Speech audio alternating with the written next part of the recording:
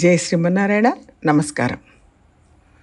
ఒకరు నన్ను ఈ విధంగా అడిగారు, ఆళ్వార్ల 4000 పాసురాలను ద్రావిడ వేదం అని ఎందుకు అంటున్నారు? ఉపనిషత్తులు అనే సముద్రాన్ని మదించి, లేక వేదవ్యాసుల బ్రహ్మసూత్రాలు అనే సముద్రాన్ని మదించి చెప్పిందే ఆళ్వార్ల తమిళ పాసురాలు, లేక నాలాయిర దివ్య ప్రబంధం. భగవంతుడు దీన్ని ఎందుకు తమిళంలోనే ఇచ్చాడు? తెలుగులో, కన్నడంలో, హిందీలో, ఇతర భారతీయ భాషల్లో చెప్పొచ్చు కదా, తమిళంలోనే ఎందుకు చెప్పారు అని ప్రశ్నించారు. ఈ ప్రశ్న ఎందుకు వచ్చిందంటే, వేదం సంస్కృతంలో ఉంది. అది దేశవ్యాప్తంగా అందరికీ తెలిసిన భాష. దాని తర్వాత పెద్ద భాష హిందీ. అందులో వేదం లేదు. కొత్తగా వచ్చిన భాష అనుకుంటే ఇంగ్లీషు. అది ప్రపంచవ్యాప్తం. అందులోనూ వేదం లేదు. సంస్కృతం తర్వాత భారతీయులు అందరూ చదవాలంటే హిందీలో ఉండాల్సింది కదా. ఎందుకు తమిళంలో ఉంది? భారతదేశంలో ఇన్ని రాష్ట్రాలు ఉండగా తమిళం కేవలం ఒక రాష్ట్రంలోనే ఉంది కదా.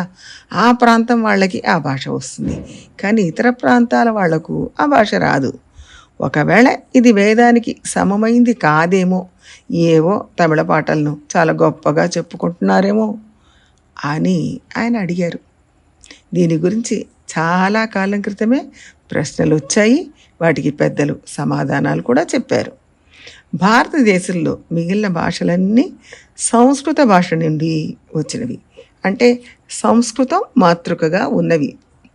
అలా కాకుండా తమిళం ద్రావిడ భాష నుంచి వచ్చింది.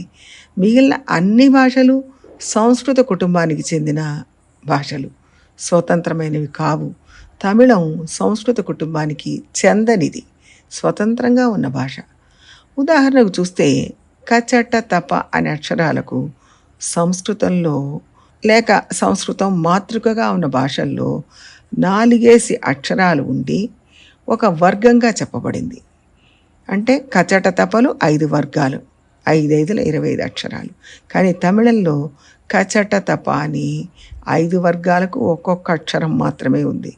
ఉత్తరాది భాషలకు తమిళానికి భేదాన్ని ఇక్కడ చూడొచ్చు.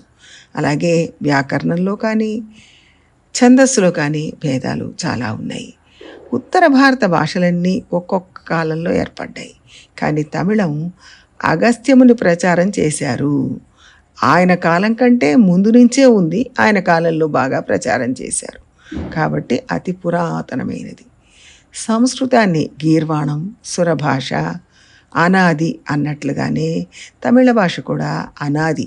అది ఏ రోజు ప్రారంభమైంది అంటూ చెప్పలేము, ఏ కాలం అని కూడా నిర్ణయించలేము.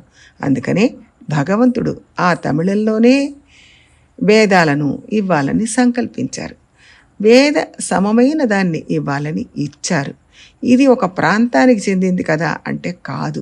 ప్రాచీన కాలంలో చాలా విస్తృతంగా ఈ భాష ప్రచారంలో ఉండింది. చాలా ప్రాంతాల్లో మాట్లాడారు.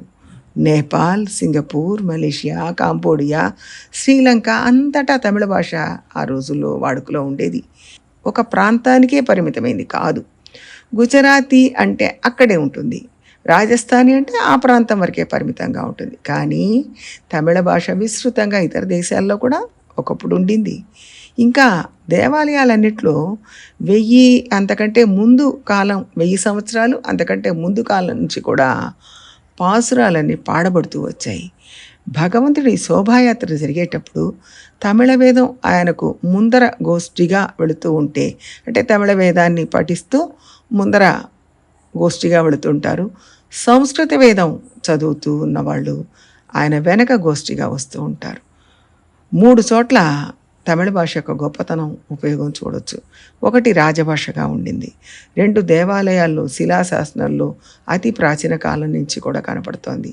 3 ప్రజలలో చావు పుటక ఏదైనా సరే ఆళ్వార్ల పాసురాలు పాడబడ్డాయి. కాబట్టి ఈ 3 చోట్ల భాష యొక్క గొప్పతనం కనపడుతోంది.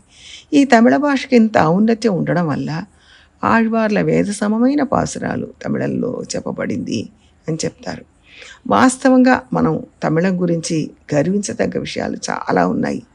పెద్దలు చాలామంది తమిళం గురించి, తమిళ భాష గొప్పదనం గురించి మాట్లాడారు.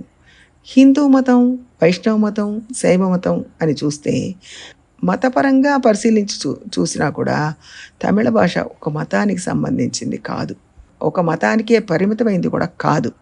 అలాగే సాహిత్యపరంగా చూసినా భక్తిని తమిళ భాషతో సంబంధం చేయకూడదు. ఈ భాషలో అన్నీ ఉన్నాయి. తమిళాన్ని అతిగా వీరభక్తితో పూజించే వాళ్ళు కూడా ఉన్నారు. వాళ్ళు అన్నిటినీ తమిళంలోకి మార్చాలని కోరిక కలిగి ఉంటారు. కానీ అలా చేయలేము. దానివల్ల ప్రయోజనం కూడా ఏమీ లేదు. తమిళాన్ని అలా చూడలేము. ఎటు చూసినా అది ధర్మం అయితే దాన్ని తప్పనిసరిగా స్వీకరించాలి.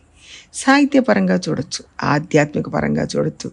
భక్తి నుంచి తమిళ భాషను పక్కకు పెట్టడానికి వీల్లేదు. భక్తి పాటలు లేకపోతే తమిళం అంతగా అభివృద్ధి చెంది ఉండేదే కాదు, ఆ అవకాశం ఉండేది కాదు. అగస్త్యుడి తమిళం అనాది అని పూర్వాచార్యులు ఒకరైన లోకాచార్యులు అనే వారి తమ్ముడు నాయనార్ అనే ఆచార్యుల వారు 700 సంవత్సరాల క్రితం అగస్త్యం అనాది అని రాశారు. ఈ భాష అనాది కాలం నుంచి ఉంది. ఎందరో పలు సందర్భాల్లో ఈ విషయాన్ని ప్రస్తావించారు. కాబట్టి ఆధ్యాత్మిక పుస్తకాల్లో, భక్తి పుస్తకాల్లో మనం ఎదురు చూసే తమిళం, దాని గొప్పతనం, ఔన్నత్యం స్పష్టంగా చెప్పబడింది. అందువల్లనే వేదాన్ని తమిళంలో పాడారు, వేరే భాషల్లో పాడలేదు అనేది అర్థం అవుతూ ఉంది. జై శ్రీమన్నారాయణ.